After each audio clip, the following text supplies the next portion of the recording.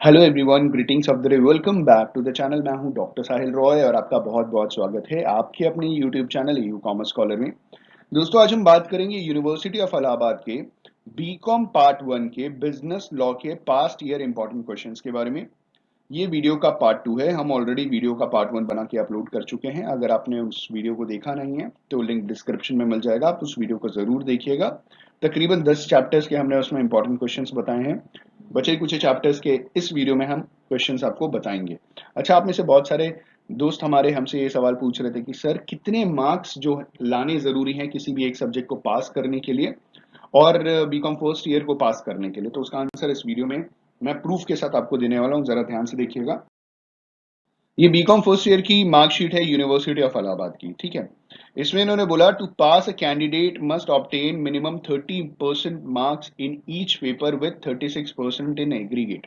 कहने का मतलब ये कि कुल मिलाकर के 6 सब्जेक्ट्स होते हैं। आपको मिनिमम एक सब्जेक्ट में 30% मार्क्स लाना जरूरी है उस सब्जेक्ट में पास होने के लिए।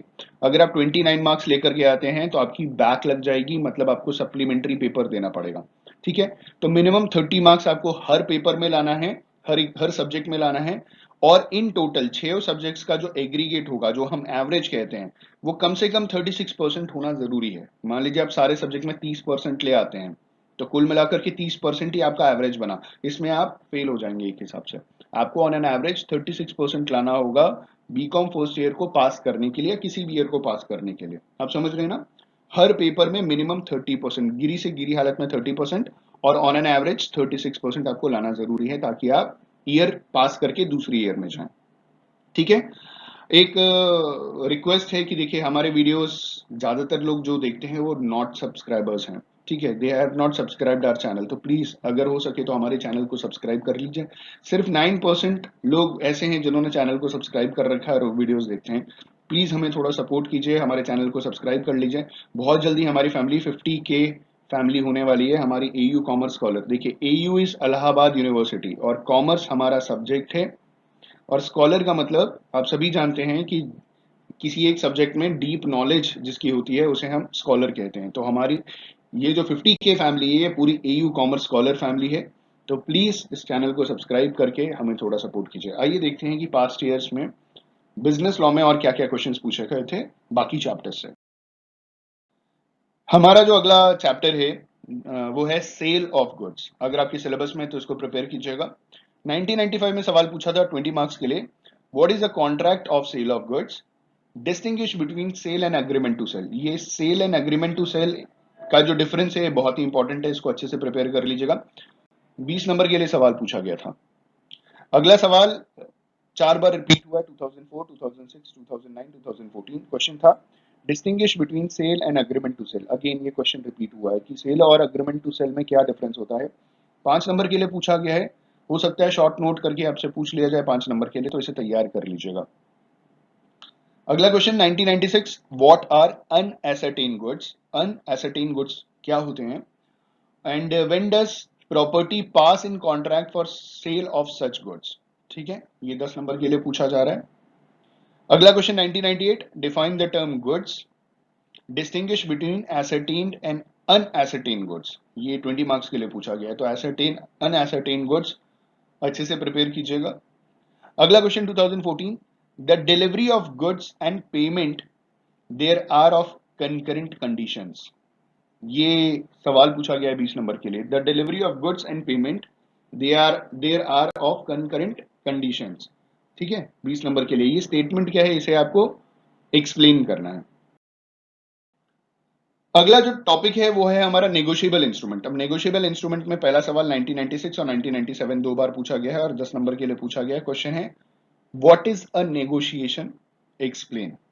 10 मार्क्स के लिए पूछा गया है। अगला क्वेश्चन 1995 में, what is a negotiable instrument, what are its essential characteristics. Important है, नेगोशिएबल इंस्ट्रूमेंट चैप्टर है। और नेगोशिएबल इंस्ट्रूमेंट, नेगोशिएबल मतलब जो ट्रांसफरेबल नेचर की चीजें होती है जिसे आप ट्रांसफर कर सकते हो, ठीक है। तो नेगोशिएबल इंस्ट्रूमेंट क्या होता है? जो इजीली ट्रांसफरेबल चीजें होती हैं, ठीक है, जैसे चेक वेक हो गया, इसको आप डिटेल में पढ़ लीजिएगा। और उसकी एसेंशियल कैरेक्टरिस्टिक्स क्या होते हैं, 20 नंबर के लिए अच्छे से तैयार कीजिएगा। अगला क्वेश्चन 2001 में पूछा गया था। शॉर्ट नोट्स आपको बताना है कैरेक्टरिस्टिक्स ऑफ नेगोशिएबल इंस्ट्रूमेंट्स। तो देखिए, पहले भी पूछा है कैरेक्टरिस्टिक्स ऑफ नेगोशिएबल इंस्ट्रूमेंट, तो ये क्वेश्चन ही तैयार कर लीजिए ना कि नेगोशिएबल इंस्ट्रूमेंट किसे कहते हैं और उसके एसेंशियल कैरेक्टरिस्टिक्स क्या होते हैं।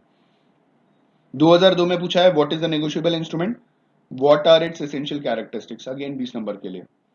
1995 में क्वेश्चन पूछा है short notes determination of date of maturity of negotiable instruments. ठीक है, तो नेगोशिएबल इंस्ट्रूमेंट्स जो होते हैं उनकी डेट ऑफ मैच्योरिटी के बारे में, जैसे चेक है उसका 90 डेज होता है मैच्योरिटी, जिस डेट को आप उस चेक को बनाते हो, ड्राफ्ट करते हो, लिखते हो। ठीक है, तो ये 20 नंबर के लिए। तो ऐसे आपको मतलब चीजें नेगोशिएबल इंस्ट्रूमेंट से रिलेटेड और डिटेल में पढ़नी है कि date of maturity of negotiable instruments, तो जितने भी नेगोशिएबल इंस्ट्रूमेंट्स होते हैं उनके डेट ऑफ मेच्योरिटी के बारे में इन्होंने पूछा है, तो आपको इंस्ट्रूमेंट के बारे में बताना और उसकी मेच्योरिटी की कंडीशंस बतानी है।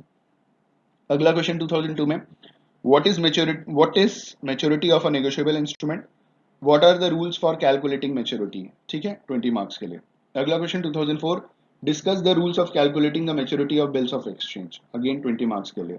ठीक है, और भी सवाल पूछे गए। 2000, 2009, 2013 में पूछा है what is maturity of negotiable instrument, what are the rules for calculating maturity. बार बार ये सवाल पूछा जा रहा है, कभी 20 नंबर में पूछते थे, कभी 10 नंबर में पूछते थे, कभी 20 नंबर में पूछते थे, इस बार 25 नंबर में पूछेंगे, तैयार कर लीजिएगा। अगला क्वेश्चन 1997, 2006, 2009, 2014, क्वेश्चन है what is the negotiable instrument, what are its various kinds. ठीक है, 10 नंबर 20 नंबर, 10 नंबर 20 नंबर, तो ये 20 नंबर में 25 नंबर में पूछ सकते हैं आपसे कि नेगोशिएबल इंस्ट्रूमेंट क्या होता है, उसके वेरियस काइंड्स क्या है, उसके एसेंशियल कैरेक्टरिस्टिक्स क्या है। ठीक है, अगला क्वेश्चन 4 बार रिपीट हुआ है, 2003, 2006, 2009, 2014, क्वेश्चन है what is meant bye holder in due course. ये इंपॉर्टेंट क्वेश्चन है। ठीक है, ये बहुत इंपॉर्टेंट क्वेश्चन है, what is meant bye holder in due course पूछ लेते हैं, तो 10-10 नंबर में बार बार ये रिपीटेड बेसिस पे पूछा गया है। अगला क्वेश्चन 2000 में पूछा गया था और 20 नंबर के लिए पूछा गया था, क्वेश्चन था what do you understand bye holder in due course, explain privileges of a holder in due course. ठीक है, तो ये इंपॉर्टेंट क्वेश्चन है, ये होल्डर इन ड्यू कोर्स वाला एक इंपॉर्टेंट टॉपिक है, इसे अच्छे से प्रिपेयर कीजिएगा। अगला क्वेश्चन 4 बार रिपीट हुआ, 2001, 2002, 2004, 2007, क्वेश्चन है define negotiable instrument and discuss the legal presumptions of negotiable instruments. ठीक है, नेगोशिएबल इंस्ट्रूमेंट्स क्या होते हैं और उसके लीगल प्रिजम्पशंस को आप डिस्कस कीजिए। ये बार बार 20 नंबर में पूछा गया, तो मतलब ये इंपॉर्टेंट है। ठीक है, आगे बढ़े। अगला क्वेश्चन पूछा गया है distinguish between holder and holder in due course, 10 marks के लिए पूछा गया है। उसके बाद क्वेश्चन 2007, 2009 में पूछा गया है short notes distinguish between cheque and bills of exchange. आपको चेक और बिल्स ऑफ एक्सचेंज के बीच में डिस्टिंग्विश बताना है, मतलब डिफरेंस बताना है, और उसके ऊपर एक शॉर्ट नोट लिखना है 10 मार्क्स के लिए। ठीक है, यहाँ डिफरेंस मत बना दीजिएगा, डिफरेंस टेबल नहीं बना दीजिएगा, यहाँ आपको डिफरेंस बताना है। ठीक है, अगला क्वेश्चन 2008 में पूछा गया है when is a negotiable instrument is said to be dishonoured, कब एक नेगोशिएबल इंस्ट्रूमेंट को हम डिसऑनर्ड कंसिडर करते हैं या कहते हैं कि ये डिसऑनर हो गया, 5 नंबर के लिए।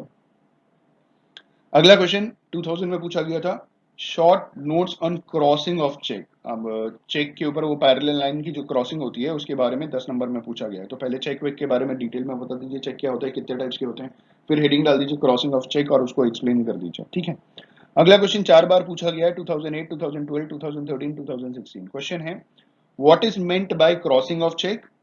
अगेन वही क्वेश्चन है। ठीक है, क्रॉसिंग ऑफ चेक मतलब इंपॉर्टेंट टॉपिक है और ये 20 नंबर में ही पूछा गया। Describe the various kinds of crossing of cheque and legal effects of each. ठीक है, अगला क्वेश्चन 2015 में what are the essential features of valid endorsement. तो वैलिड एंडोर्समेंट के क्या एसेंशियल फीचर्स हैं, 5 नंबर के लिए पूछा गया। ठीक है, आगे बढ़े।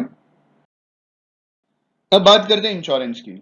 इंश्योरेंस में 1996 में सवाल पूछा गया था give the essentials of contract of life insurance, 10 number के लिए। लाइफ इंश्योरेंस, पहली बात लाइफ का इंश्योरेंस नहीं होता, अश्योरेंस होता है। लाइफ, ये जो इंश्योरेंस टॉपिक है इसके ऊपर मैंने 250 से ज्यादा वीडियोस बना रखे हैं, लिंक मैं डिस्क्रिप्शन में दे दूंगा। या आप ऐसा कर सकते हैं कि कोई भी टॉपिक आप यूट्यूब में डालें और आगे एयू कॉमर्स स्कॉलर लिख देंगे तो मेरा वीडियो आपको सामने दिख जाएगा, तो आप उस वीडियो को स्टडी कर सकते हैं और टॉपिक को समझ सकते हैं। इंश्योरेंस बहुत इंटरेस्टिंग है, अगर आप समझना चाहें तो आपको बहुत मजा आएगा पढ़ने के लिए, मैंने 5 साल यूनिवर्सिटी में पढ़ाया था। अगला क्वेश्चन 1997 में पूछा गया था what do you understand by insurable interest in connection of life insurance. देखिए, इंश्योरेबल इंटरेस्ट का मतलब होता है फाइनेंशियल इंटरेस्ट, और लाइफ का कभी इंश्योरेंस नहीं होता, क्योंकि लाइफ को आप कभी भी पैसे में इवेल्युएट नहीं कर सकते। लाइफ का हमेशा अश्योरेंस होता है। अब आप पूछेंगे सर एलआईसी क्या है? Life insurance corporation of India. LIC सिर्फ एक कंपनी का नाम है, वो इंश्योरेंस कराने करने की कंपनी है और एक कॉर्पोरेशन है जो गवर्नमेंट ऑफ इंडिया ने एक्ट पास किया था 1938 में, ठीक है। वो सिर्फ एक नाम है। अभी किसी बच्चे का नाम कलुआ रख दो तो जरूरी थोड़ी हो बच्चा कलुआ हो, वो सुंदर बच्चा भी नाम कलुआ रख दिया तो कलुआ रखने से जरूरी थोड़ी इंसान काला हो। समझ रहे हैं? तो सिर्फ नाम है, लाइफ का कभी इंश्योरेंस नहीं होता, लाइफ का हमेशा अश्योरेंस होता है। ये भी 10 नंबर के लिए पूछा गया था। अगला क्वेश्चन 3 बार रिपीट हुआ है, 2006, 10, 16, हो सकता है 22 में रिपीट हो जाए। 10 नंबर के लिए, what do you understand by insurable interest? तो insurable interest is a financial interest, ठीक है। 10 नंबर के लिए पूछा गया। अगला क्वेश्चन 98, 2004, 2013 में पूछा गया है और 5 नंबर के लिए शॉर्ट नोट्स पूछे गए हैं। 20-20 नंबर सेम क्वेश्चन रिपीट हुआ है कि री इंश्योरेंस के ऊपर शॉर्ट नोट लिखिए 5 नंबर के लिए, डबल इंश्योरेंस पे नोट लिखिए 5 नंबर के लिए, सरेंडर वैल्यू पे 5 नंबर के लिए और पेड अप वैल्यू क्या होती है उसके ऊपर 5 नंबर। तो टोटल 20-20 नंबर का 3 बार ये क्वेश्चन शॉर्ट नोट्स रिपीट हुआ है। तो इसे अच्छे से प्रिपेयर कर लीजिएगा। अगला क्वेश्चन 95, 2014, 2016 में आया है।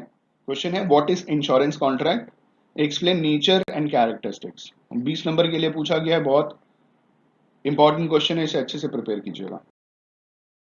अगला क्वेश्चन 1996, 2002, 2003, 2009 4 बार आया है। What are the essential features of contract of insurance? 10 number के लिए, ठीक है। कॉन्ट्रैक्ट ऑफ इंश्योरेंस के क्या एसेंशियल फीचर्स है, तैयार कर लीजिएगा। अगला क्वेश्चन 2007 में पूछा गया है, explain the different types of life insurance policies. Life insurance policies अलग अलग तरीके की होती है, होल लाइफ पॉलिसी, ठीक है, और एंडोमेंट पॉलिसी। तो पॉलिसी के नाम नहीं पूछ रहे, टाइप्स पूछ रहे हैं, तो टाइप्स आप तैयार कर लीजिएगा, ठीक है। ये नहीं कि लाइफ इंश्योरेंस कॉर्पोरेशन की पॉलिसीज के नाम आप याद कर लें कि जीवन आनंद पॉलिसी, वो सब नहीं करना है आपने। अपने types of life insurance policies तैयार करना है 5 नंबर के लिए। अगला क्वेश्चन 2014 में पूछा गया था, what is doctrine of subrogation? Subrogation का मतलब होता है ट्रांसफर ऑफ ओनरशिप, ठीक है। मान लीजिए जब नॉन लाइफ इंश्योरेंस होता है ना, नॉन लाइफ इंश्योरेंस मतलब मान लीजिए किसी प्रॉपर्टी का इंश्योरेंस हो गया, फैक्ट्री का इंश्योरेंस हो गया, मशीन का इंश्योरेंस हो गया, अगर उसमें किसी तरीके का डैमेज हो जाता है, मान लीजिए फायर से लॉस हो गया, तो इंश्योरर जो इंश्योरेंस कंपनी आपको पैसा तो दे देती है। सब्रोगेशन में ट्रांसफर ऑफ ओनरशिप में क्या होता है कि वो जो जली हुई प्रॉपर्टी है या जो प्रॉपर्टी में एक्सीडेंटल डैमेज हो गया है, वो प्रॉपर्टी अब इंश्योरर को ट्रांसफर हो जाएगी, ट्रांसफर ऑफ ओनरशिप हो जाएगा, क्योंकि उसके बदले में उसने आपको पैसा दे दिया है, ठीक है। इसके ऊपर भी डिटेल वीडियो है, 5 नंबर के लिए पूछा गया था। अगला 2015 में पूछा है, insurance is a contract of utmost good faith, ठीक है। इस स्टेटमेंट को आप समझाइए 5 नंबर के लिए। अटमोस्ट गुड फेथ में क्या होता है? इंश्योरर इंश्योर्ड पे भरोसा करता है, इंश्योर्ड इंश्योरर पे भरोसा करता है। इंश्योरर मतलब इंश्योरेंस कंपनी, इंश्योर्ड का मतलब पॉलिसी होल्डर जो होता है। अब जैसे मान लीजिए मैं इंश्योरेंस कंपनी हूँ, आप पॉलिसी होल्डर हो, ठीक है। आप मेरे पे विश्वास करोगे कि अगर आपका कोई नुकसान हो जाए, अगर एक पॉलिसी होल्डर का कोई नुकसान हो जाए तो इंश्योरेंस कंपनी पैसा भरेगी। तो this is utmost good faith. इसी फेथ में, इसी विश्वास में वो कॉन्ट्रैक्ट में जाता है और प्रीमियम जमा करता है। और मैं क्या विश्वास करूंगा, मैं सिर्फ इतना विश्वास करूंगा कि आपने फॉर्म में जितनी भी डिटेल्स भरी है वो सारी की सारी सही भरी है।